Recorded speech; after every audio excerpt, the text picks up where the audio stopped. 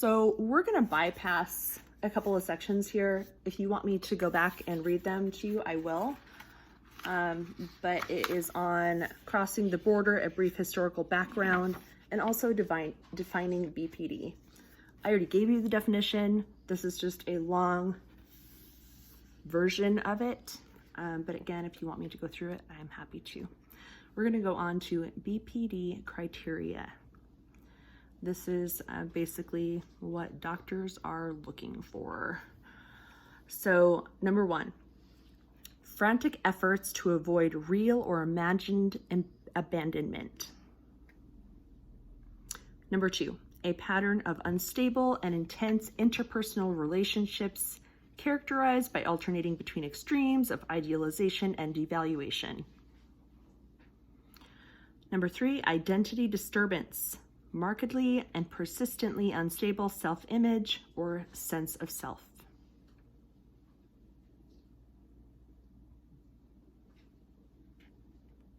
Number 4, impulsivity in at least 2 areas that are potentially self-damaging. These examples are spending money, sex, substance abuse, reckless driving, binge eating. Number 5, it's my dog.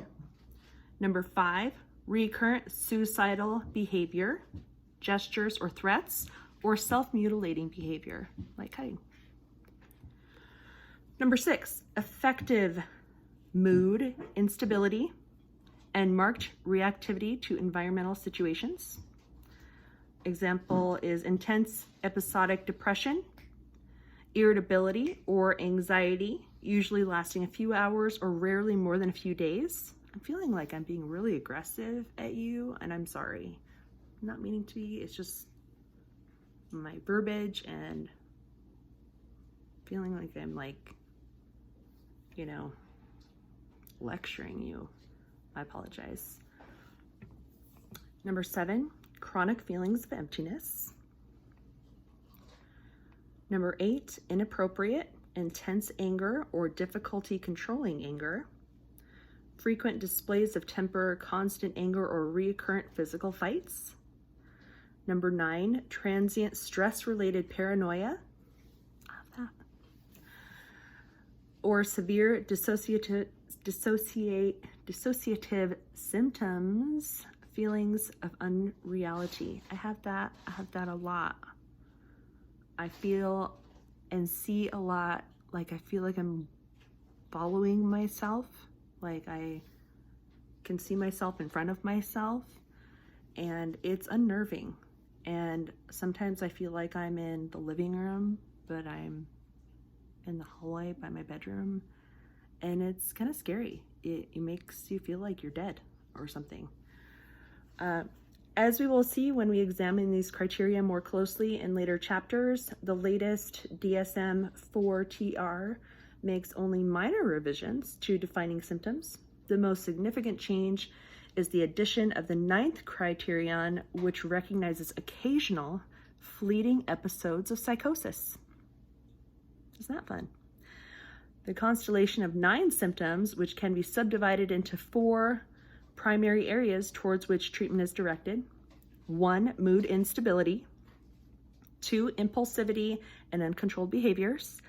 3, interpersonal psychopathology. And 4, distortions of thought and perception. Mood changes and impulsivity are the most important factors in risk in suicide. A collaborative study by researchers, from across the country grouped these defining criteria into 3 categories for classification purposes. After interviewing hundreds of BPD patients and testing and categorizing the criteria, these investigators reestablished the validity of the DSM factors that define BPD. The 3 factor groupings developed are disturbed relationships. How many of you have disturbed relationships? How many of you had? Uncontrolled behavior. Can you control yourself? And mood irregularity.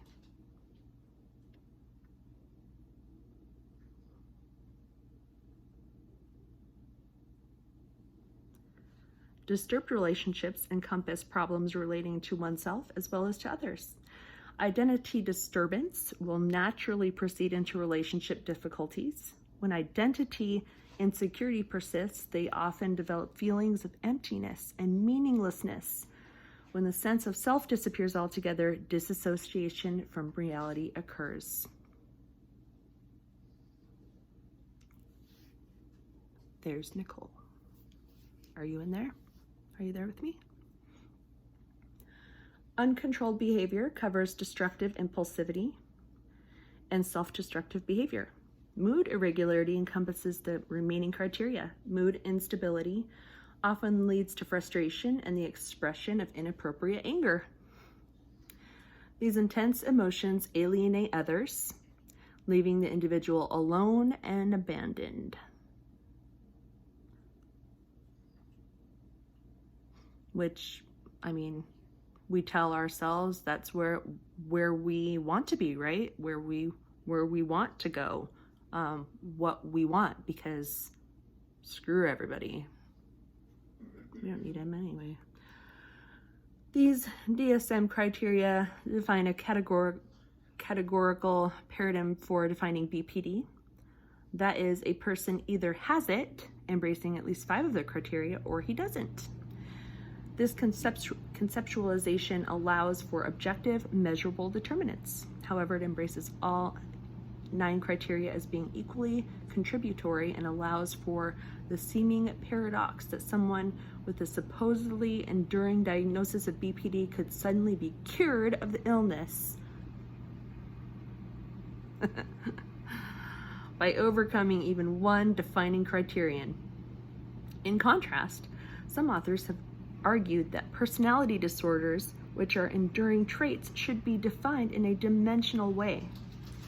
This model proposes that there are degrees of personality functioning, which, much like there are degrees of levels of addiction.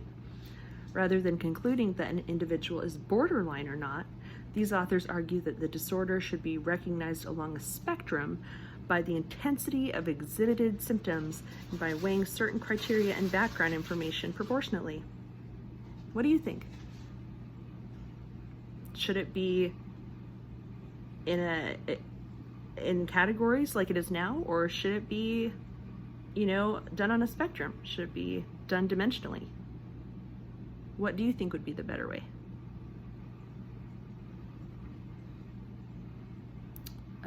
For example, consider that a determination that one is male or female is categorical, identified objectively by several criteria. Alternatively, designations of masculinity or femininity are dimensional considerations influenced by personal, cultural, and